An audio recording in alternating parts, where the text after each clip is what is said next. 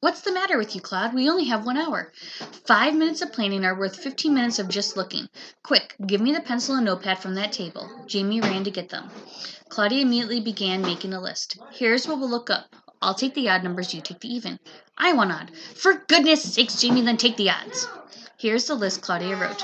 Michelangelo, Biratani, Angel, Park Burnett Galleries, Metropolitan Museum of Art, Italian Renaissance, auctions. Sculptor, marble, Florence, Italy, Rome, Italy. Jamie looked over the list. I changed my mind. I'll take the evens. There's one less. Talk about wasting time, Claudia screamed. Take evens then, but get to it. They began to work very rapidly. Claudia noticed once or twice, cautioned Jamie not to make them a mess. They had exhausted the list, odds as well as evens. There were folders on most of the categories they found, but upon examining them, they found not one hint of Angel. Claudia was feeling depressed. She looked at the clock. 6 minutes to go. Think, Jamie, think. What else can we look up? Jamie squinted his eyes, a sign that was thinking hard. Look him up under. What kind of language is that? Look him up under. Oh, baloney, Claude. Why do you always pick on my Baloney, that's it, Jamie. She bought Angel in Bologna, Italy. The paper said so. Look up Bologna. Both ran to the files and pulled out a file folder fat with papers and documents. It was labeled Bologna, Italy. They knew even before opening it that it was the right one. I knew too. They had found the file that held the secret. Claudia was no longer in a hurry. She sauntered over to a table, carefully laid down the file, smoothed her skirt under her, and sat in the chair. Jamie was jumping up and down. Hurry up, Claude, the hour is almost over. Claudia was not to be hurried. She carefully opened the folder, almost afraid of what she would find. The evidence was sealed between two sheets of glass. The evidence was a very special, very old piece of paper. On one side was written a poem, a sonnet. Since it was written in Italian, neither Claude nor Jamie could read it, but they could see that the handwriting was angular and beautiful, and in itself almost a work of art. And there was a signature, Michelangelo. The other side of the paper needed no translation, for there in the midst of the sketch of hands and torsos was a sketch of someone they knew, Angel. There were the first lines of thought that this was to become a museum mystery 470 years later. There on that piece of old paper was the idea that just as it had come from Michelangelo's head to his hand, and he jotted it down. Claudia looked at the sketch until its image became blurred. She was crying. At first she said nothing. She simply sat on the chair with tears slowly streaming down her face, hugging the glass frame and shaking her head back and forth. Then at last she found her voice. It was hushed voice, a voice she used for church. Just think, Jamie, Michelangelo himself touched this over 400 years ago. Jamie was looking through the rest of the folder. The glass, he said. I bet he didn't touch the glass. Are his fingertips on it? He didn't wait for an answer before asking something else. What do you suppose the rest of these papers are? They are my research on Angel, I answered as I emerged from my hiding place in the closet. He did it in Rome, you know.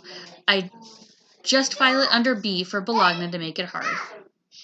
Both children looked at me startled. Just as they had lost all their feelings of urgency, they had lost all thoughts of me. Finding a secret can make everything else unimportant, you know. Claudia had said nothing and nothing and nothing. She continued clutching the drawing to her chest and rocking back and forth. She appeared to be in a trance. Jamie and I stared at her until she felt our eyes focused on her like 4 laser beams. She looked at us and smiled. Michelangelo did the sculpture the statue, didn't he, Mrs. Frankenwheeler? Of course. I've known for a long time that he did, ever since I got that sketch. How did you get the sketch? Jamie asked. I got it after the war. Which war? Jamie interrupted. World War II. Which war do you think I meant? The American Revolution? Are you that old? Jamie asked. I'm not even going to answer that. Claudia said, Hush, Jamie, let her tell us.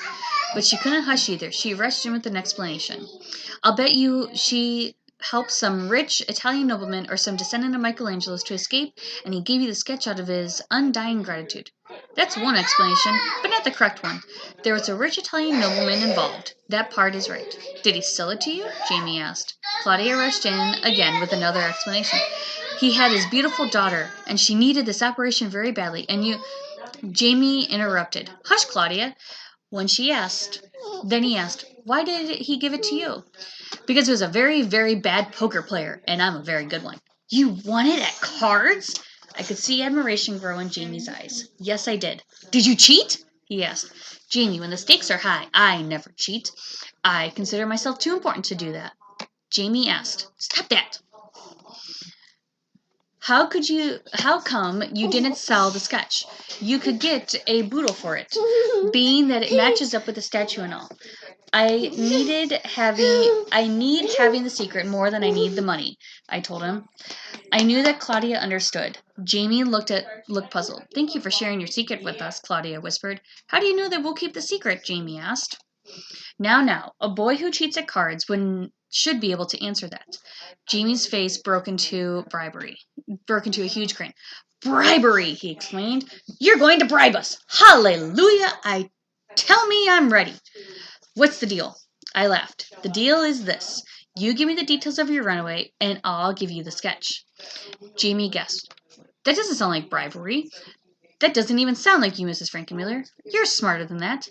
How do you know that I won't slip about your secret as I did about the museum? The boy really amused me. You're right, Jamie.